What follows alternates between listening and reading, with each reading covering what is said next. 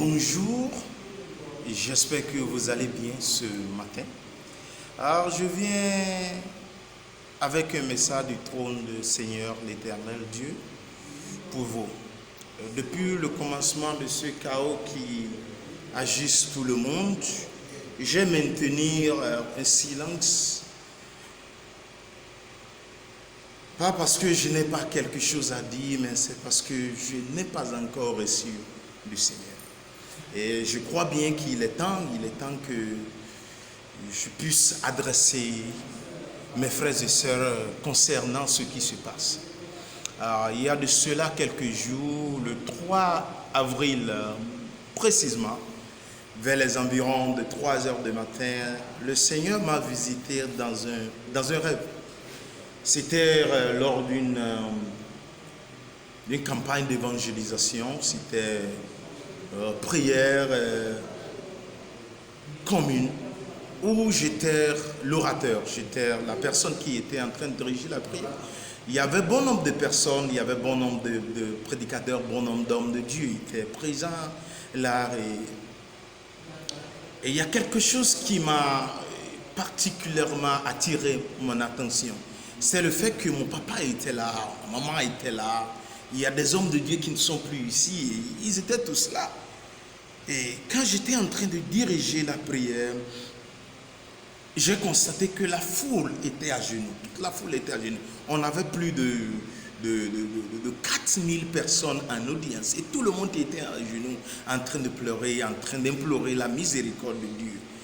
Et j'utilisais des sommes que maman avait l'habitude d'utiliser quand on était enfant.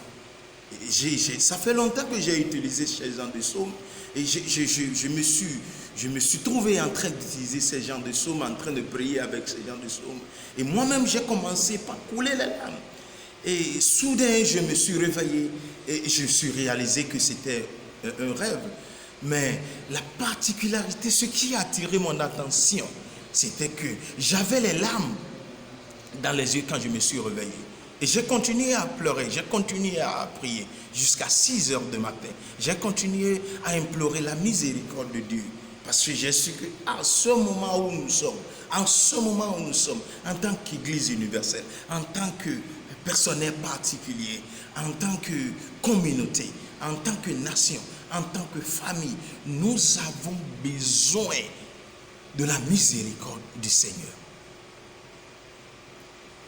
Le livre de Juges, dans l'Ancien Testament, est rempli des contes dans lesquels nous avons vu la nation de Dieu pécher contre Dieu et ils se sont trouvés dans des problèmes. Et après un instant, ils vont réaliser leur défaut et ils vont crier, ils vont demander pardon à Dieu et Dieu envoie l'aide.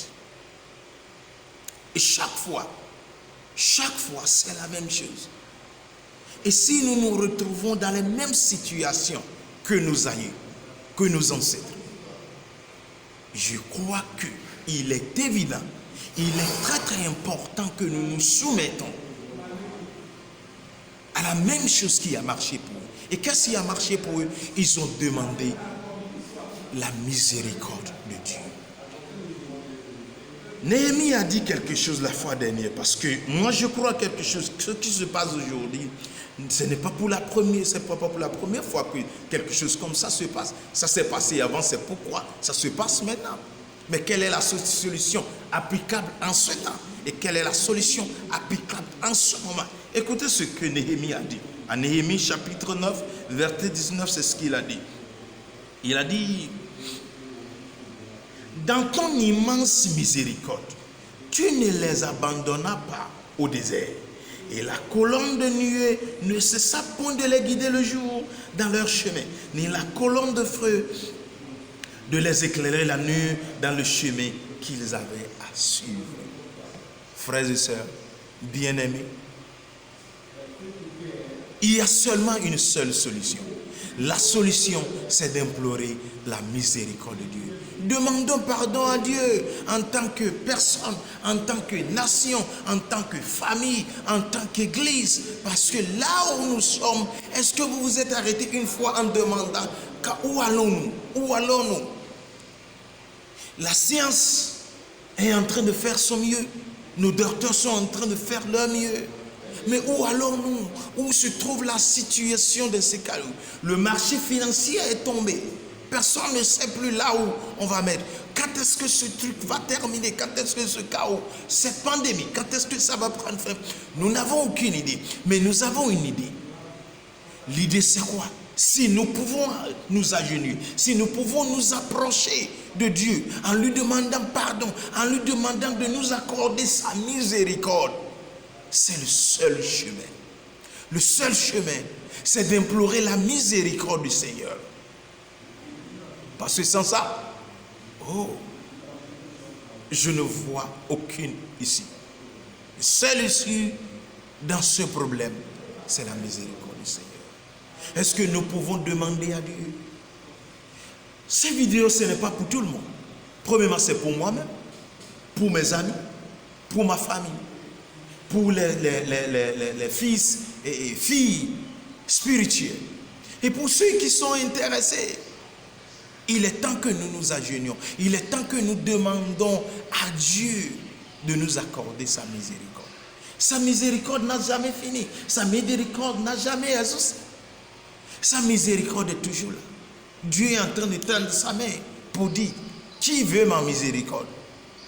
Parce que pour vaincre ce chaos, pour traverser cette rivière, pour traverser ce pont, nous avons besoin de sa miséricorde. Que l'Esprit Saint de Dieu t'accorde la miséricorde, t'accorde la sagesse, qu'il illumine nos chemins, afin que nous pouvions traverser ce grand désert. Parce que si tu veilles ou pas, ce que nous avons aujourd'hui n'est rien à comparer à ce qui vient. Je parle en tant que prophète. Donc il y a grandes choses qui viennent encore. Donc demandons au Seigneur de nous accorder sa miséricorde. En tant qu'Église, en tant que personne, en tant que famille et en tant que nation. Une fois encore, je prie pour toi qui me regarde sur Facebook, sur Twitter, sur YouTube, sur l'Internet, par télévision, n'importe où, quel channel que tu utilises pour m'écouter, que le Seigneur t'accorde sa miséricorde. Et qu'ensemble, nous allons traverser ce pont, cette rivière. Et ensemble, nous allons chanter la chanson de victoire. Que le Seigneur te bénisse. Amen et Amen.